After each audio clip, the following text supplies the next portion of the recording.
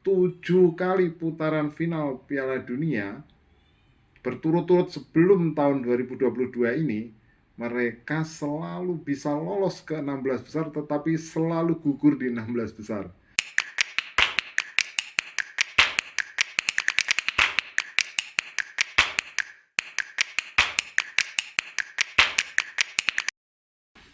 Halo pemirsa, kita ketemu lagi di channel saya. Nah, kali ini saya akan membahas sesuatu yang menarik ya, mengenai Piala Dunia 2022. Nah, satu tema yang menarik adalah tim apa yang paling mudah diprediksi prestasinya di ajang Piala Dunia. Nah, Anda tahu jawabannya adalah Meksiko. Nah, mengapa Meksiko? Jadi begini, Meksiko ini tim yang dia berada di zona CONMEBOL ya. Di situ tuh ada Amerika Serikat, Costa Rica, ada Honduras, kemudian ada Kanada. Nah, dengan kekuatan tim seperti itu di kualifikasi, Meksiko ini hampir selalu bisa lolos ke putaran final.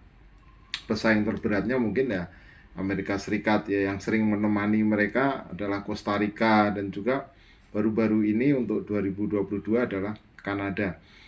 Nah, tetapi meskipun sering lolos ke putaran final, mereka ini jarang punya prestasi yang bagus. Jadi prestasi terbaik bagi Meksiko itu adalah 2 kali menjadi perempat finalis. Dan itu pun saat dua-duanya mereka menjadi tuan rumah.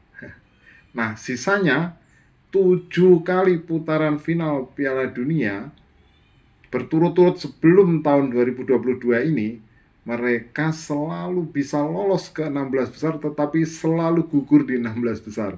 Nah, ini makanya Meksiko ini bisa disebut sebagai tim yang berjuluk paling mudah diprediksi prestasinya. Nah, mari kita lihat perjalanan Meksiko dari tahun ke tahun di Piala Dunia ya. Kita awali dari 2 kali mereka menjadi perempat finalis. Itu terjadi saat mereka menjadi tuan rumah. Yang pertama adalah tahun 70. Ya, waktu itu maskotnya Juanito, itu Piala Dunia yang sangat terkenal, Piala Dunia di mana Pele untuk ketiga kalinya menjadi meraih gelar, memberi gelar juara dunia untuk Brasil. Jadi di situ juga ada Franz Beckenbauer, era kebintangan Franz Beckenbauer, ada Bobby Moore, ada Teofilo Cubias gitu. Nah, di situ waktu itu Meksiko satu grup dengan Uni Soviet, dan dia menjadi, atau Meksiko ini menjadi runner up grup. Dan ironisnya waktu itu juara grupnya adalah Uni Soviet, Meksiko runner up, tapi runner up itu didapat dari undian. Jadi poin mereka sama, selisih gol sama, diundi, Meksiko kalah undian, dan akhirnya mereka harus bermain di laga perempat final ketika itu karena hanya 16 tim. Perempat finalnya tidak di Azteca, kandang keramat bagi Meksiko, tapi mereka harus main di stadion kecil waktu itu. Nah, mereka kalah dari Italia 1-4 di perempat final. Nah, itu tahun 70. Kemudian tahun 86 mereka satu grup dengan Paraguay, kemudian Belgia, dan juga dengan Irak. Nah, waktu itu mereka juga tuan rumah tuh 86. Maskotnya Pique ya. Kalau tahun 70 itu Juanito, 86 itu Pique yang pakai sombrero itu, topi panjang, kalau kalau Anda masih ingat. Dan di situ tahun-tahun ketika Hugo Sanchez masih menjadi bintang ya, dia membela Real Madrid di level klub ketika itu. Kemudian ada juga Javier Aguirre, yang kemudian belakangan ini menjadi pelatih top ya, Aguirre, atau juga Carlos Hermosillo ya waktu itu. Nah, mereka lolos menjadi juara grup, tetapi kemudian mereka di perempat final kalah dari Jerman. Ya, kalah dari Jerman Barat, masih Jerman Barat tahun 86 itu. Di situ ada Andreas Brehme waktu itu. Ada Lothar Matthäus, kemudian ada Pierre Littbarski ya. Nah, itu Itulah prestasi terbaik Meksiko. 2 kali Piala Dunia, 2 kali tuan rumah, di mana mereka bisa lolos ke perempat final. Nah, sekarang setelah perempat final terakhir tahun 86, tahun 90 di Italia mereka kena sanksi FIFA karena pada kualifikasi Piala Dunia Junior di zona CONCACAF waktu itu, Piala Dunia Juniornya di Arab Saudi, mereka memasukkan 4 pemain yang melampaui umur ya, umur minimal waktu itu kan di bawah 20 tahun ya, tapi ada 4 pemain ya curang lah istilahnya, curang dengan overage ya, pemain-pemain yang ternyata umurnya di atas syarat untuk bisa tampil di turnamen tersebut. Nah, itu yang membuat mereka mendapatkan sanksi FIFA, tidak bisa tampil di Piala Dunia 90 di Italia. Nah, mereka kemudian kembali lolos ke putaran final Piala Dunia 94 ya. Nah, 94 waktu itu di tetangga mereka di USA ya, di Amerika Serikat ya. Mereka satu grup dengan Italia, Irlandia, dan juga Norwegia. Nah, ini di grup ini menarik ya. Pertama kali dalam sejarah Piala Dunia poinnya sama, selisih golnya sama. Nah, waktu itu Meksiko menjadi juara grup karena mencetak gol lebih banyak. Runner up-nya adalah Irlandia. Nah, kemudian peringkat ketiganya Italia. Nah, Italia masih bisa lolos karena waktu itu peringkat ketiga terbaik masih bisa lolos ke putaran berikutnya. Itu era di mana ada Jorge Campos ya, kipernya yang pendek dan kostumnya berwarna-warni itu. Kemudian ada Claudio Suarez, Hugo Sanchez juga masih main. Nah, mereka kalah waktu itu dari Bulgaria. Nah, Bulgaria itu adalah tim pada era keemasannya ya. Era keemasannya waktu itu mereka masih punya Hristo Stoichkov, Jordan Lechkov ya, Krasimir Balakov, dan waktu itu pula Bulgaria ke semifinal. Nah, jadi mereka ini pertama kali tahun 94 mereka hanya bisa sampai di per-8 final atau di 16 besar. Nah, berikutnya dari 94 ke 98 ya. 98 mereka kembali menjadi runner up grup.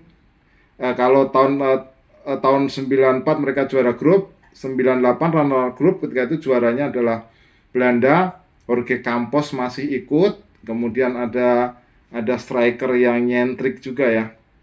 Cuauhtémoc Blanco. Nah, Blanco kalau Anda masih ingat ya.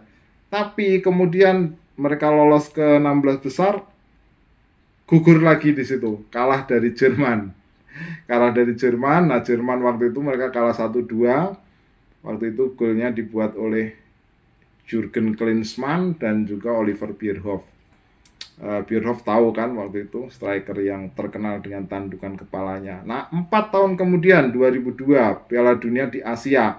Mereka waktu itu satu grup dengan Italia, Kroasia, dan Ekuador. Nah, mereka lolos bersama dengan Italia, juara grup ketika itu. Nah, inilah era di mana Rafa Marquez ya, back yang pernah memperkuat Barcelona ini mulai muncul. Ini salah satu pemain belakang legendaris yang dimiliki oleh Meksiko. Blanco juga masih main waktu itu, tapi mereka juga punya striker lain, Jared Borghetti. Nah, kalau Anda ingat ini striker yang tinggi waktu itu ya. Juara grup juga, tapi di per-8 final mereka kalah dari Amerika Serikat, tetangga atau musuh bebuyutan mereka. Waktu itu mereka kalah 0-2 lewat gol dari Brian McBride dan juga Landon Donovan. Nah, itu 2002. Nah, sekarang 4 tahun kemudian di 2006 di Jerman waktu itu mereka satu grup dengan Portugal, kemudian Angola, dan juga dengan Iran. Nah, juara grupnya adalah Portugal dan mereka menjadi runner up grup. Nah, waktu itu ada Rafa Marquez, Jared Borghetti, kemudian si Pitbull Gerardo Torrado. Nah, mereka kembali kalah di per-8 final, kalahnya dari Argentina. Nah, kali ini mereka kalah adu penalti. 4 tahun kemudian 2010 di Afrika Selatan ya, waktu itu satu grup dengan Uruguay, kemudian Afrika Selatan dan Prancis. Padahal ini kan grup berat ya, grup yang di situ kompetitornya nama-nama besar ya. Uruguay ini juga salah satu tim kuat Amerika Selatan, Prancis tim kuat Eropa, kemudian Afrika Selatan waktu itu adalah tuan rumah. Tapi mereka bisa lolos menjadi runner up group ketika itu. Juara grupnya adalah Uruguay, Prancis juru kunci, justru juru kunci karena itu adalah Prancis yang ketika itu kohesi timnya sangat buruk. Ada Rafa Marquez, kemudian mulai muncul bintang-bintang baru ya, bintang-bintang muda. Blanco juga masih ada bintang muda bisa seperti Carlos Vela, kemudian Giovanni Dos Santos yang memperkuat Barcelona. Nah, kemudian ada juga Javier Hernandez ya, atau Chicharito.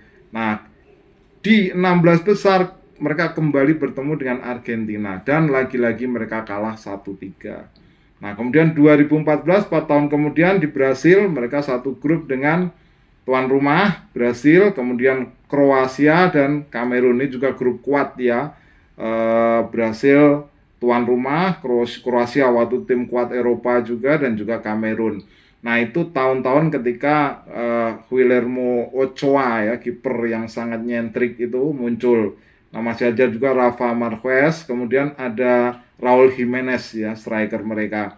Nah, runner up group, dan kemudian mereka kembali lolos ke 16 besar dan bertemu dengan Belanda. Nah, ketika itu mereka kalah. Lagi-lagi kalah 1-2. Gol Belanda dibikin oleh Sneijder waktu itu, dan Klaas Jan Huntelaar lewat penalti di menit 94. Sial, betul ketika itu. 4 tahun kemudian 2018 mereka kembali tampil ya di Rusia. Ya karena tadi saya bilang bahwa zona mereka ini membuat mereka dengan kekuatannya mudah untuk bisa lolos ke putaran final. 2018 bergabung dengan Swedia, Korea Selatan, dan Jerman. Nah, kalau di 2010 mereka menyisihkan Prancis menjadi juru kunci grup, kali ini 2018 mereka membuat kejutan dengan membuat Jerman sebagai juru kunci grup.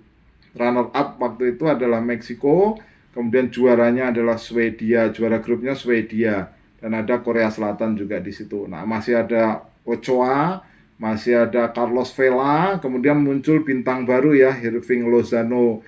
Rafa Marquez juga masih dibawa, kemudian Raul Jimenez juga masih dibawa. Nah, di per-8 final mereka kembali kalah, kali ini dari Brasil. Jadi 7 kali berturut-turut ini Meksiko selalu kalah di per-8 final. Jadi ini yang membuat mereka tim yang bisa dijuluki sebagai tim yang paling mudah diprediksi prestasinya di Piala Dunia. Nah, silahkan jika kalian punya komentar, tulis di kolom komentar dan kita ketemu dengan kisah selanjutnya. Salam.